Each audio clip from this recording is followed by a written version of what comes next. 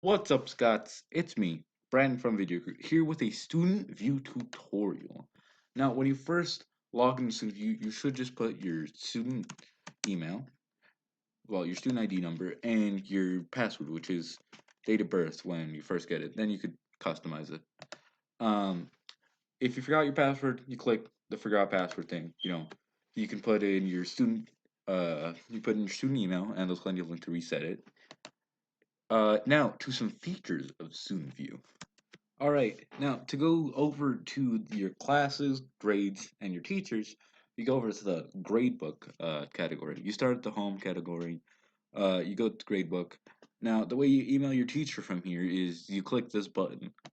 Now, I'm on a different computer that doesn't support this, but on a Chromebook, it should just redirect you to, this, and then you can type, should have like teacher in here, subject, uh,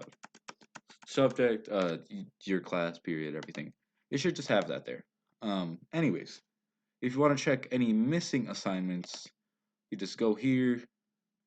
The assignments should just pop up down here. She didn't actually classify these as missing, but they are missing. You could also check the description of the assignment.